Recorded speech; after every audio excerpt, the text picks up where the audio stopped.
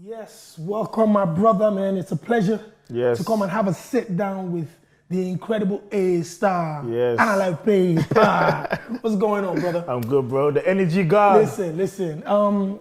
Yo, I know we had a conversation in the past just to catch up a little bit, but I thought this type of sit down was very important because you're doing, even though you're a musician in the Afro space, you're doing it a completely different level to everybody. So I just want to catch up. Let's find out about you, how it all started. Yeah. The easiest thing to say is, bro, you used to be a rapper back in the day. Talk to me about even stepping into the music game, being a rapper. I started off rapping because that's all my older brothers used to listen to in the house. USA rappers, Tupac, Biggie, Nas, Jay-Z, all of the big guys. So I wanted to rap to impress my older brothers. So that's why I started rapping. So from when I was like 9, 10 years old, I would just steal an exercise book from school and then I'll come home and turn it into my book of rhymes and I'll start writing lyrics every day. And then I'll go to my brothers and I'll spit my lyrics. They're like, yo, that's hard. And then I just kept going and I started to realize that every time I would rap something, it was the only thing I did that people would be like, yo, that's dope. Like I tried to play football, I tried to do other sports. I was crap at that. A lot of us, man. But when I rapped, everybody was blown away all the time. So I started to realize that, whoa, this is something that I'm good at. It's the only thing I'm good at. So let me just do this and try and blow up with it. I just wanted to be known locally on the ends.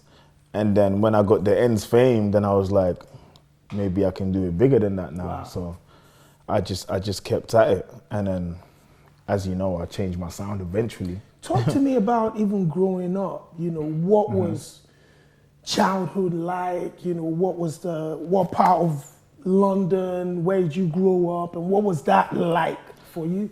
I grew up in Southeast London, Aylesbury Estate. Do you know what that is?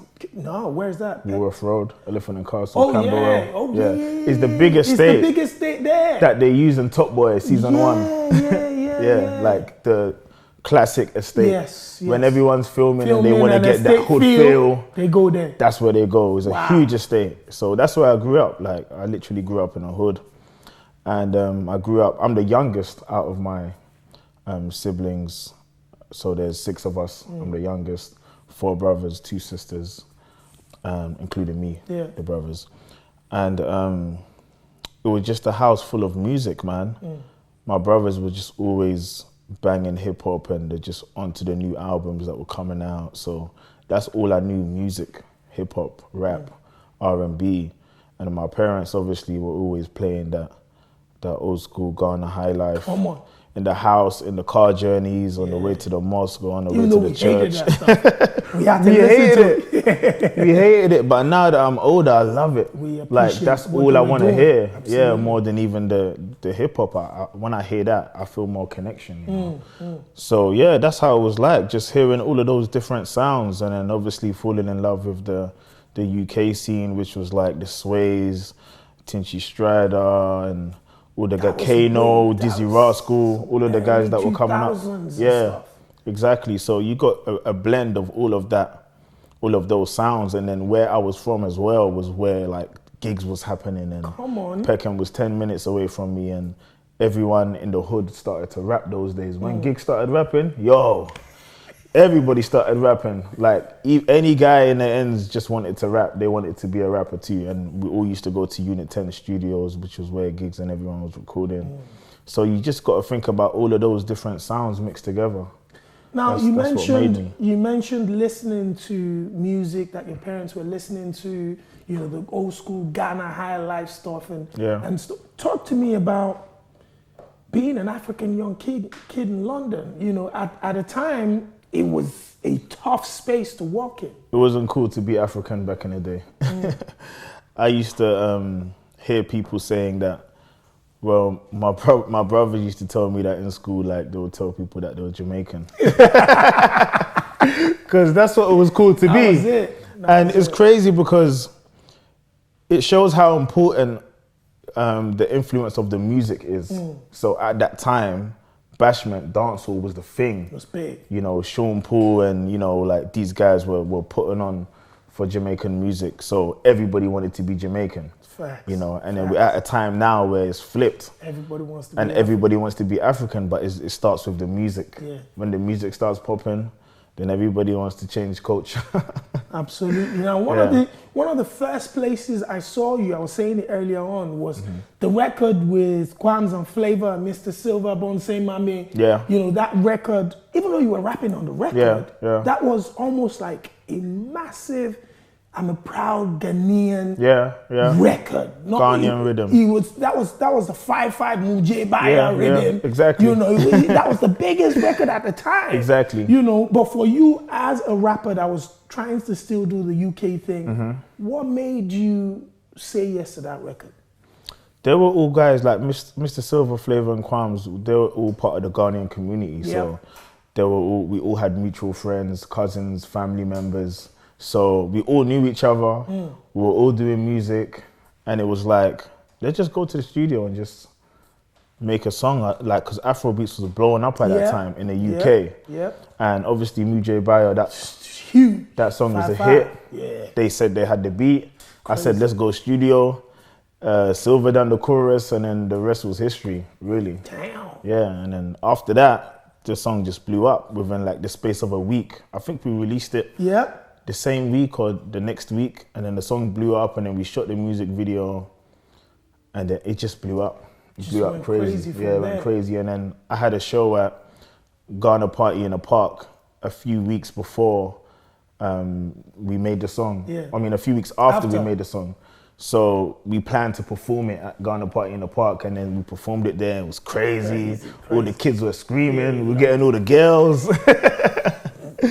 And then I just saw a different side to music that I'd never seen before. I never thought I would be making African music. I just thought I wanted to be Jay-Z, or I wanted to be like the biggest rapper, like hip hop. So when I saw that side of things, I started to look at things differently. So was that when you now, from that record, did you now dive into the Afro sound? Because it looked like you went quiet for a while. I didn't dive in. After that record, a lot was happening. So we were getting a lot of shows. Our social medias were blowing up. BBM was blowing. Twitter was crazy. Everything was blowing up, and we started touring around Europe. And we made a few other songs, but we didn't make too much more songs together. People started to branch off. So Mr. Silver started, he was the main guy at that time, Mr. Silver. And people took him as like the leader of the song. So he kind of branched off and started doing his thing. And then after a while, Quams and Flavor started to do the same. But I'm a hip hop guy, so my heart wasn't in African music. I was going back to my rap. I just came to this song to drop a couple bars. let me dip back and go drop my mixtapes. That's how I was looking at it. So I kept doing my rap thing. We made a few other songs, but I just kept doing my rap thing. And then I went to university. I went to go study music production. And that's when I stopped releasing music for my whole uni term, like the whole 3 years. I stopped releasing music, but people thought I wasn't doing music anymore. I was doing music, I was just studying music. You were just studying it. Instead of releasing music. So I guess you could say that's a break of releasing music, but I was still studying music. So I never really took it as a break. What was that experience like? The fact that you decided to go and study music professionally, even though you still, you wanted to do this as a business, but you wanted to go and study it properly, the educational way. What was that experience like, and the decision to do that? I'll be honest with you, I didn't even want to go and study it. It was my parents that, my mum was getting onto me. Proper African. Yeah, Ghanaian parents. My mum didn't want me to do music, but she knew I was going to do music anyway. And so did my dad. So I remember one day my dad was just like, if this is what you want to do, why don't you go and study it, and get a degree, acquire a skill in music, instead of just saying I'm a musician, but what do you have to show for yourself? And I said, you know what, you're right. And then he said, after I do that and I graduate, then I can do what I want. I said, you know what, that's right. That's right. Let me do that for them, to just, to make them happy, And then after that, I'm free. I can do what I want. So that's exactly what I did. I went to go study music production, graduated, and as soon as I graduated, I was gone. I never looked back. So tell me, coming from studying music production, uni, taking that 3-year break from releasing music professionally, to coming back and dropping music, and then getting to arguably one of the most culture shifting records in the last 4 or 5 years, definitely has to be one of the top 10 culture shifting records in Coupe. Walk me to you getting to Coupe. Okay, so when I was at uni, I wasn't releasing music, but I was still going to the studio and making music and just trying out different sounds. And the engineer that I work with now, who is Bobby Zion, I remember it was the same engineer we were working with at the time when we were making Bo Semame. Wow. So he always used to tell me that, listen, you can be the 50 Cent of Afro beats. Just change your sound, just make Afrobeat music, flip it, start rapping on Afro beats, and trust me, you're gonna go. So he always used to tell me, but I used to ignore him. I just want to do hip hop. I didn't want to do Afro beats. And then when I finished uni, I was still recording with him. And then I remember I wanted to make a project, like an album. Yeah. So I went and I sat down with him, and I was telling him the ideas I had nothing to do with Afro beats. And then he was like, why don't you just try rapping over Afrobeat songs or Afrobeat beats and just see what happens? Because I feel like you can create something new that hasn't been created before. And I was like, do you know what? Let me just listen to this guy once and for all. And I listened to him and I started to rap over Afrobeat beats. I made an album called More Like Me. I released it, shot videos to every song. It was I wouldn't call it Afro beats. It wasn't Afro beats, but it was African beats yeah, with me rapping on it, basically. And then I released that, and then I started to release more singles, and I used to freestyle to, what I used to do is every Afro beat hit that was big at the time, I'll find a beat, and I'll release a freestyle to it, go to the studio, record it, shoot a video, put it out. I started doing that, and the more I started doing that, the more I started getting used to flowing on the African rhythms, and then I started to change my accent a little bit, and then I started to make music that's more focused towards dancers, and then here we are, man. Yeah, listen, the dancer market, you and I have spoken about this, you know, the dancers are one of the biggest influences for Afrobeat success in the last 10 years. You know, we saw it with Azonto, we saw it with Oliver Twist, with The Band, and we saw it with a lot of other hit records and Soko, and the list goes on. But you seem to have cultivated almost like you've pulled that audience closer to yourself and say, yo, I'm going to feed these people with my records. Why did you make that decision, and how's the response been?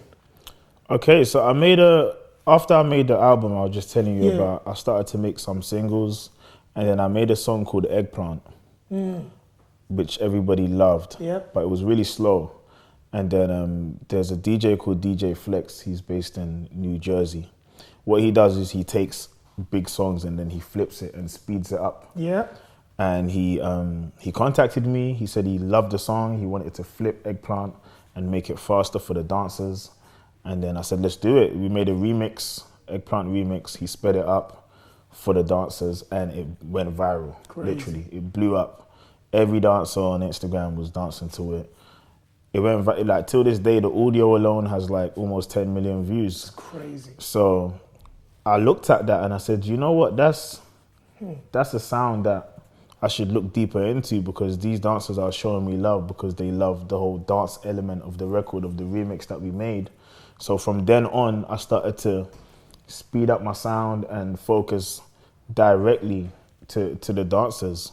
And I just started to make songs directly for the dancers. So if you listen to Coupe, for example, before the chorus comes in, I'm counting for like 1 minute. I'm like, 1, 2, 3. That's for the dancers. Like, that's purposely for the dancers. As soon as the song comes on, let me not even speak too much. Let me let the beat breathe. Let me count the dancers in and let them do their thing. Then I drop the chorus, Coupe, and then it was gone, you know. So I started to look at my records more like that. The more I started to make more music, the more I started to understand what the dancers wanted, and I started to provide them with that. How did that change your life, man? That record, Coupe. How yeah. Listen, before Coupe, I was working 2 jobs. I was working 2 jobs. I was working part-time in Ladbrokes, the betting shop. And then after I would finish that, I would do Uber Eats delivery on a bike, and just the time when Uber Eats first came out, I was delivering on my bike. So I was working 2 jobs and saving up money to shoot my music videos, to pay for my studio costs, to pay my producers, to do all of that. And then when Coupe took off, I quit my job. It changed my life, literally. So since Coupe, I started to tour. Last year, I toured the whole world, literally. I toured the whole of Europe, the whole of America. I went to Australia, I went to Canada, I went to China.